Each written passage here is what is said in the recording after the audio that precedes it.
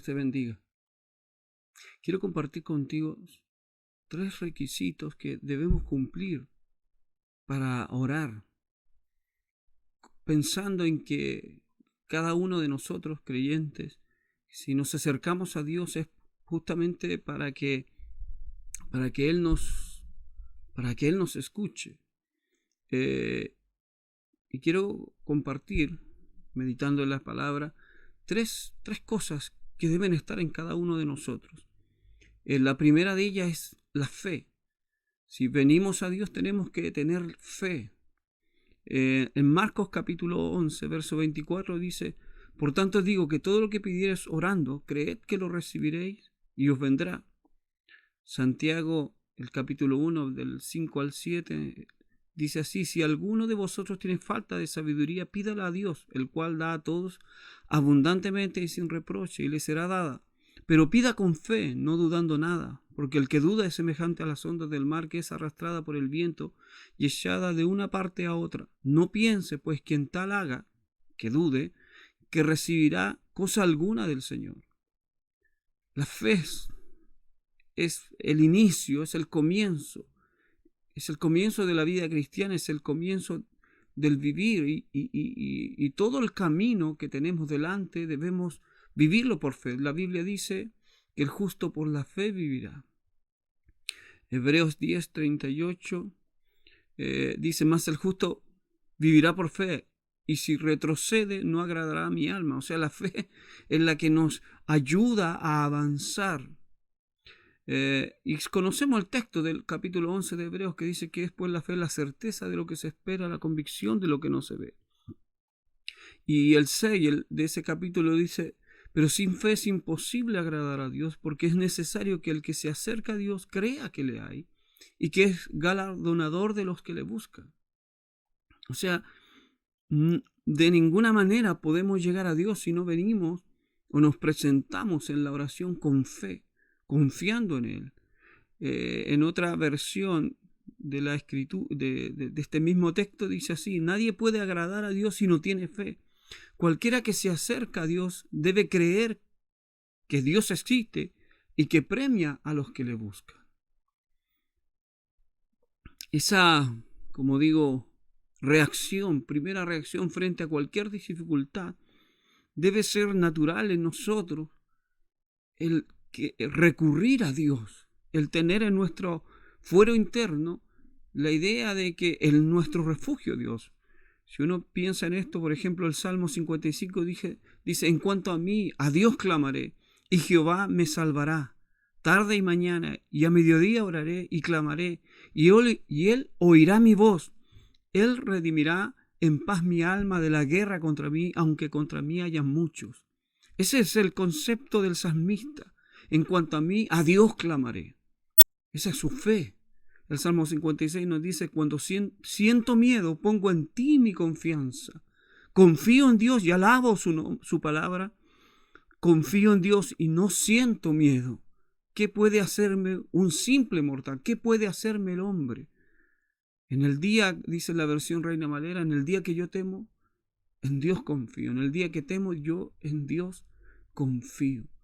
Debe haber fe en nosotros. El Salmo 91, muy conocido, dice: diré yo a Jehová, esperanza mía y castillo mío, mi Dios, en quien confiaré. Debe haber fe en nosotros si queremos acercarnos a Dios, si nuestra oración va a tener algún, ¿cómo decirlo?, mérito delante de Dios. Esa oración debe venir con fe. En primera de Juan, capítulo 5, verso 14, dice: esta es la confianza que tenemos en Él, que si pedimos alguna cosa conforme a su voluntad, Él nos oye. Y sabemos que Él nos oye en cualquier cosa que pidamos. Sabemos que tenemos las peticiones que le hayamos hecho. La seguridad de que nuestra oración va a ser escuchada, la seguridad de que tu petición va a ser oída por Dios. Dios va a dar una respuesta. Lo segundo que debe haber en nosotros es una disposición, que este mismo primera carta del apóstol Juan nos dice: que si pedimos alguna cosa conforme a su voluntad. una característica que debe haber en nosotros es que debemos someternos a la voluntad de Dios. Volvemos a leer ese texto y dice, y esta es la confianza que tenemos en Él, que si pedimos alguna cosa conforme a su voluntad, Él nos oye. Nuestra oración debe ser conforme a la voluntad de Dios. Mateo 6, en el Padre Nuestro que Jesús está enseñando, dice así, vosotros pues oraréis así, Padre nuestro que estás en los cielos, santificado sea tu nombre, venga tu reino, hágase tu voluntad, como en el cielo, así también en la tierra. El deseo del creyente es que la voluntad de Dios prevalezca. El verso en Mateo 26, 39, Jesús está en el huerto de Getsemaní y dice la escritura en el verso 39, yendo un poco adelante, se postró sobre su rostro, orando y diciendo, Padre mío, si es posible, pase de mí esta copa, pero no sea como yo quiero, sino como tú. Verso 42 de ese mismo capítulo dice, y otra vez fue, y oró por segunda vez diciendo, Padre mío, si no puede pasar de mí esta copa sin que yo la beba, hágase tu voluntad. Y en Lucas 22, 42, el texto nos dice que Jesús oró diciendo, Padre, si quieres, pasa de mí esta copa, pero no se haga mi voluntad, sino la tuya. El Hijo de Dios, nuestro Maestro, nuestro Salvador, vino a ser, dice en todos sus sermones, en toda su defensa de la labor que Él venía a hacer, es que Él no venía a hacer su voluntad, sino la voluntad del Padre. Nosotros como creyentes y discípulos del Maestro debemos tener la misma disposición a someternos a la voluntad de Dios, confiando, teniendo la fe de que su voluntad es buena, es agradable, es perfecta. Santiago 4, del 2 al 4 dice, codiciáis y no tenéis, matáis y ardéis de envidia, y no podéis alcanzar, combatís y lucháis, pero no tenéis lo que deseáis porque no pedís, no oramos, pero pedís y no recibís porque pedís mal, para gastar en vuestros deleites, oh almas adúlteras, ¿no sabéis que la amistad del mundo es enemistad contra Dios? Cualquiera pues que quiera ser amigo del mundo se constituye enemigo de Dios. Codiciáis y no tenéis. Esa petición que dice Santiago, pedís y no recibís, porque pedís mal. ¿Por qué? Porque el deseo de pedir algo, el deseo de obtener algo y ir a Dios, no está en la voluntad de Dios, sino en la codicia, en la envidia, en los celos amargos. Porque otro prospera y humanamente queremos también prosperar. El Salmo dice, por poco se deslizaron mis pies. ¿Por qué? Porque el salmista estaba considerando el camino de aquellos que no buscan a Dios. Entonces, cuando consideramos al mundo, consideramos lo bien que le va al vecino que no es creyente o que es un ateo confeso, queremos humanamente tratar de igualarnos o incluso superarnos porque decimos yo soy creyente, yo quiero esto. No, esto no funciona así. Si tú quieres algo es porque realmente lo necesitas, pero no es porque tu vecino o tu hermano incluso. Esos celos dentro de la propia iglesia no debieran existir. Esa codicia, viendo que el hermano es bendecido y producto de esa bendición prácticamente es como que Dios le dio una bendición al hermano y me la está quitando a mí. Y eso no es así. La mano de Dios es grande. Las riquezas de Dios son infinitas. Él puede bendecir a todos, pero deben acercarse con fe y buscando que se haga su voluntad. Y la razón y el motivo de pedir algo no debe ser producto de la codicia, de la envidia, de los celos, por otro que está quizás en mejor situación que nosotros, o más bendecido según nuestros ojos que nosotros mismos. El Proverbios 10:22 dice, la bendición de Jehová es la que enriquece y no añade tristeza con ella. Cuando Dios te bendice, no va a producir en tu vida tristeza, problemas. A veces eres bendecido, es más que solución. Eso te conlleva a más problemas, más dificultades. Un empleo que debió ser una bendición, finalmente termina ahogándote, terminas siendo esclavo de un trabajo y no tienes tiempo ni siquiera para disfrutar lo que estás ganando. Y terminamos pagando y gastando en la salud más que en el alegrarnos, como dice la Escritura, en disfrutar lo que Dios nos da. Pablo en una de sus cartas dice, teniendo sustento y abrigo, estamos conformes. El Hijo de Dios debe ser capaz, como dijo él, vivir en la abundancia, pero también en la escasez, estar conforme con la voluntad del Señor. Romanos dice, la carta a los Romanos, el capítulo 12, dice, así que hermanos, os ruego, por las misericordias de Dios, que presentéis vuestros cuerpos en sacrificio vivo, santo, agradable a Dios, que es vuestro culto racional.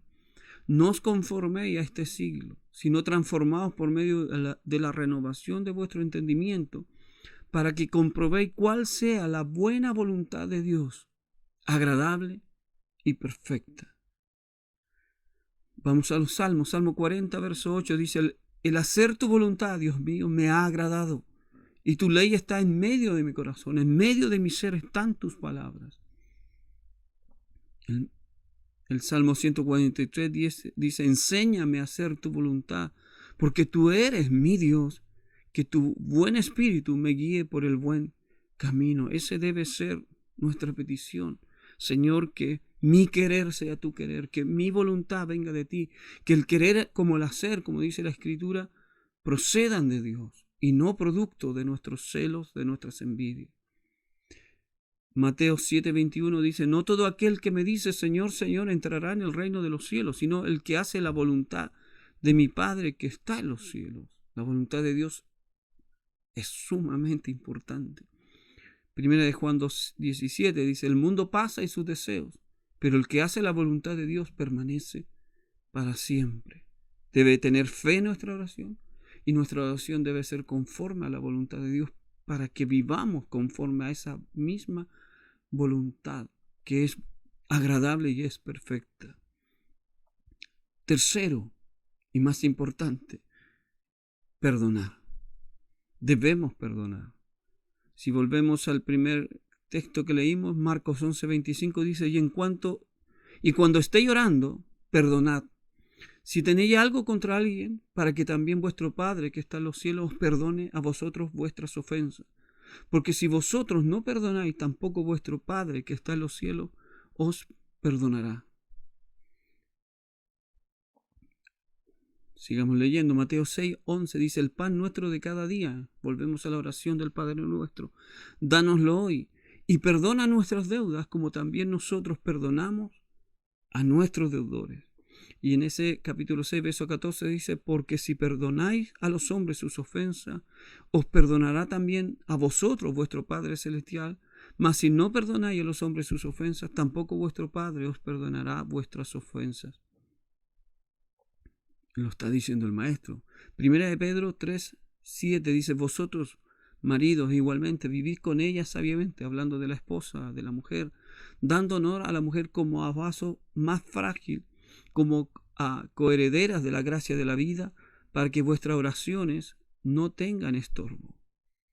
En otra versión dice, para que vuestras oraciones no sean impedidas, en la versión del Jubileo, y en la versión Palabra de Dios para Todos dice, respétela para que nada impida que Dios escuche tu oración. Lo que Pedro está aconsejando a los hermanos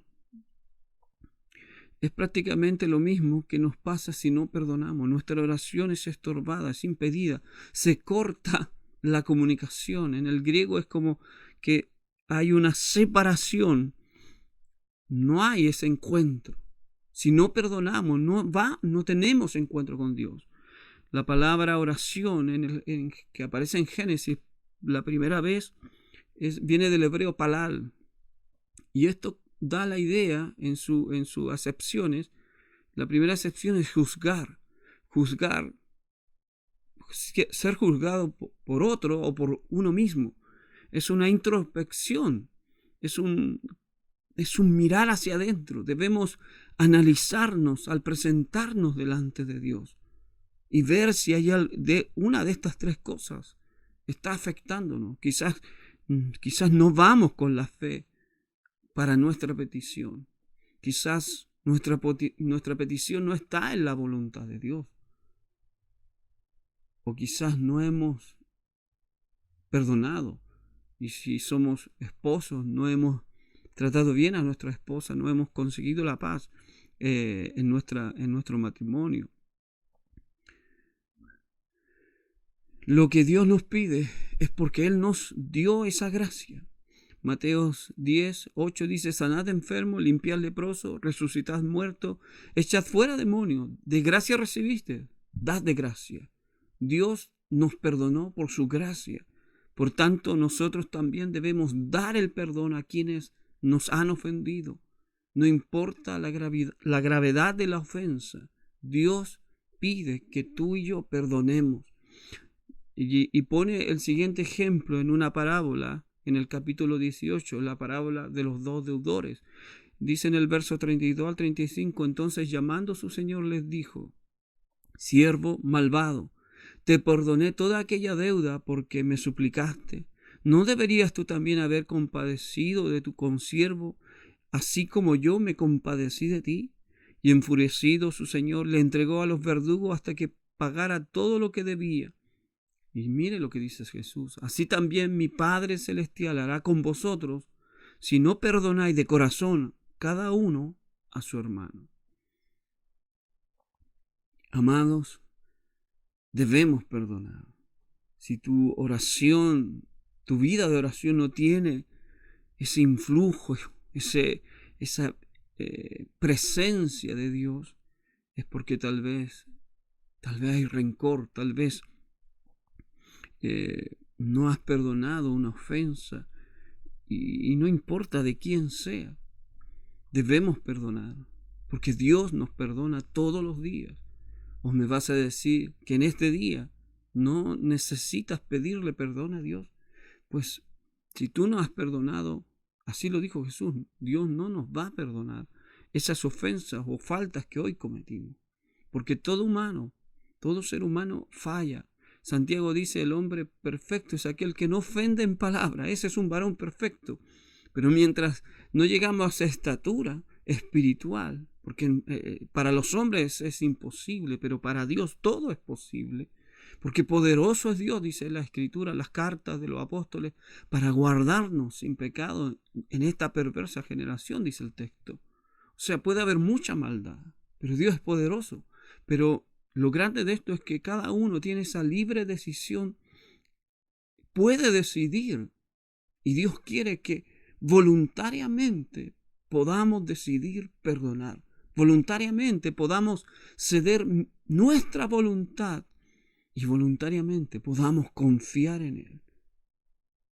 Y Él nos dará todas las cosas más abundante, dice el texto del apóstol Pablo, de lo que pedimos o entendemos. Bueno, uno de los apóstoles en este minuto se me fue. Más abundante. Dios va a responder si tenemos fe, si nos sometemos o cedemos nuestra voluntad a la voluntad de Dios, la cual es agradable y perfecta, y si perdonamos toda ofensa a nuestros hermanos. Airaos, pero no pequéis, no se esconda el sol sobre tu enojo. Sí, podemos tener discusiones aún dentro de nuestros matrimonios, pero no puede esa discusión ser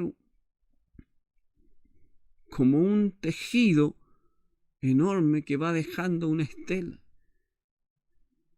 Debes terminar esa molestia, ese enojo, esa discusión y ponerte en paz. Primero, en tu propia casa.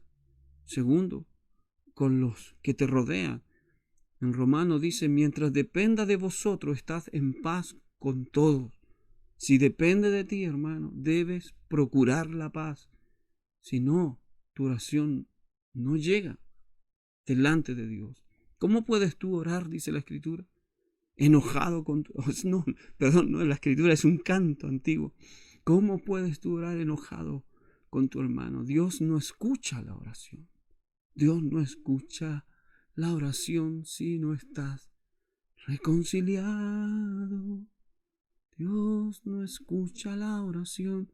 Dios no escucha la oración. Si no estamos reconciliados, Dios no nos escucha. Me lo imagino yo, es como habla con mi mano. Amigo, hermano, ¿quieres que Dios te escuche? ¿Quieres vivir una vida plena? Ver cómo Dios es poderoso en tu vida. Confía en Dios. Tenlo a Él como el lugar más seguro de tu vida, que en su presencia hay plenitud de gozo. Cede tu querer al querer de Dios y perdona. Y perdona, porque Dios quiere estar en comunión contigo. Pero si nosotros no tenemos comunión con nuestros propios hermanos, a quien vemos, ¿cómo vamos a tener comunión con aquel que no vemos? Que Dios te bendiga. Shalom.